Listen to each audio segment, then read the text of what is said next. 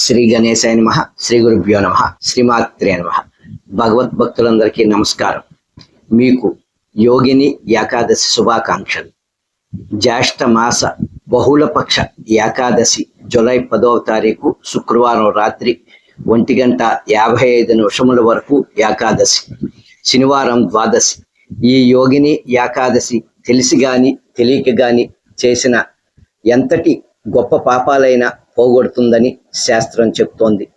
తరువాత మళ్ళీ జరగకుండా చూసుకోవాలని కూడా శాస్త్రం చెప్తోంది. మనం తెలిసి తెలియక మనం నడుస్తుంటే చీమలు వగేరా చిన్న చిన్న సూక్ష్మజీవులన్నీ కూడా చనిపోతూ ఉంటాయి. అది మనకు తెలియదు. కావున అటువంటి పాపములన్నిటినీ కూడా నశింపచేసేది ఈ యోగిని ఏకాదశి. శరీరంతో గాని, వాక్కుతో గాని, మనస్సుతో గాని చేసినవన్నీ పోగొట్టే గొప్ప ఏకాదశి. గత జన్మలలో పాపకర్మల ఫలితం ఈ జన్మలో అనారోగ్య సమస్యలుగా వెలువడుతూ ఉంటాయి. కాబట్టి ఈ ఏకాదశి అందరినీ ఉద్ధరిస్తుంది. పూజ, నామజపం, ఆలయ దర్శనం, ఆలయంలో ధ్వజస్తంభం దగ్గర దీపారాధన చేయండి. సరి సంఖ్యలో ప్రదక్షిణలు చేయండి. స్వామిని దర్శించి ఆయన అనుగ్రహం పొందండి. ఉపవాసం, పళ్ళు పాలు తీసుకుని చేయండి.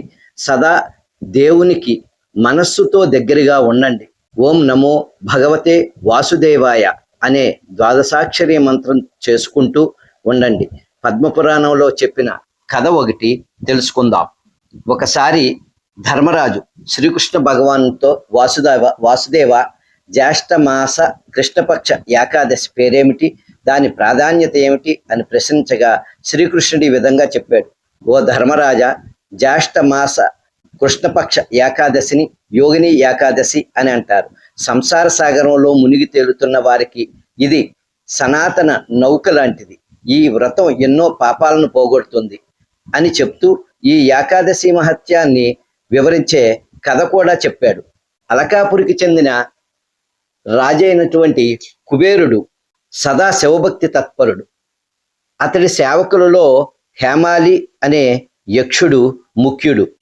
అతడి భార్య పేరు విశాలాక్షి, చాలా సౌందర్యవతి. ఈ హేమమాలి కామపాసబద్ధుడై భార్యతో నిరంతరం శృంగారాపేక్షతో ఉండేవాడు. కుబేరుని శివార్చనకు పూలు సమకూర్చటం హేమమాలికి అప్పగించబడిన విధి.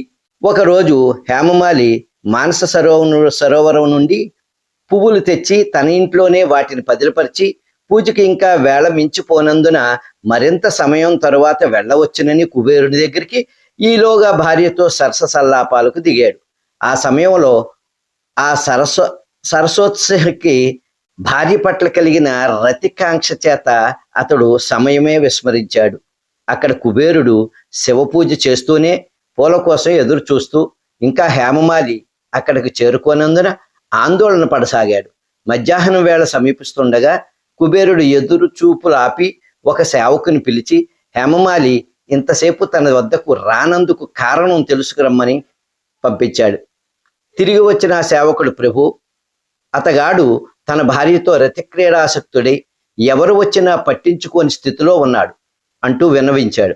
వేళాపాళ లేకుండా జంతువు వలె హేమమాలి ఆచరించిన మైథున కార్యం చేత తన నిత్య శివపూజా విధికి ఆటంకం కలగడంతో కుబేరునికి అసాధారణమైన కోపం కలిగింది. తక్షణమే హేమమాలిని తన సమ్ముఖానికి రప్పించుకుని, ఓరి పాపి దురాచార, నీవు నా నిత్య పూజా విధికి అడ్డంకిగా నిలిచి నీ కర్తవ్య నిర్వహణకు కూడా విఘాతం కలిగించావు. ఈ 2 అపరాధాలకు నీవు శిక్షార్హుడివే. ఏ భార్య మీద మోహం చేత ఉద్యోగానికి అలసత్వం ప్రదర్శించావో అట్టి భార్య చేతని నీవు చేత్కరించుకోబడదువుగాక, భరింపరాని కుష్ఠవ్యాధి పీడితుడు అయ్యదువుగాక అని శపించాడు కుబేరుడు. శాపం చేత హేమమాలి తాను ఆ స్థానం నుంచి కిందకు పడిపోయాడు. కుబేరు వచనం ప్రకారం తక్షణం అతని శరీరం రోగగ్రస్తమైంది. ఆ బాధ చేత అతడు దీనంగా శోకిస్తూ అడవులు కొండలు పట్టుకు తిరగసాగాడు. వ్యాధి బాధిస్తున్నప్పటికీ శివపూజకు అంతకాలం సహకరించిన పుణ్యవశాన అతడికి తానెవరో ఏమిటో స్మరణలో ఉన్నాడు. జ్ఞాపకాలను నెమరు వేసుకుంటూ బాధ ఓర్చుకుంటూ సంచరించసాగాడు. అలా తిరుగుతూనే అతడు మేరు పర్వత శిఖరాన్ని చేరుకుని తినడానికి త్రాగడానికి ఏమైనా దొరుకుతుందేమోనని వెతకసాగాడు. అలా వెళుతూ హేమమాలి మార్కండేయ మహర్షి ఆశ్రమ పరిసరాలకు వెళ్ళాడు. కొంతసేపటికి అతడికి మార్కండేయ మహర్షి దర్శనం కలిగింది. హేమమాలి ఆ మునీశ్వరుని పాదాలపై పడి నమస్కరించాడు. ఆ మహర్షి ఆదరపూర్వకముగా హేమమాలిని లేవనెత్తి, నీవు యక్షకుమారునిలా ఉన్నావు, ఏ అపరాధానికి నీకు ఈ శిక్ష ప్రాప్తించింది అని ప్రశ్నించాడు. హేమమాలి బోరుమంటూ ఏది దాచకుండా తన వృత్తాంతం అంతా మునీంద్రునికి వినిపించాడు. అందుకు ఆ మహర్షి, చింతించకు హేమమాలి, నీకు కళ్యాణప్రదమైన ఒక వ్రతాన్ని ఉపదేశిస్తాను. ఆ వ్రతాన్ని నీవు జ్యేష్ఠ కృష్ణపక్ష ఏకాదశి నాడు ఆచరించవలసి ఉంటుంది. విధిపూర్వకముగా ఆ వ్రతం చేస్తే నీకు అసహజ రీతిలో శాపంలా తగులుకున్న కుష్ఠవ్యాధి మాయమైపోతుంది అని అభయం ఇచ్చాడు.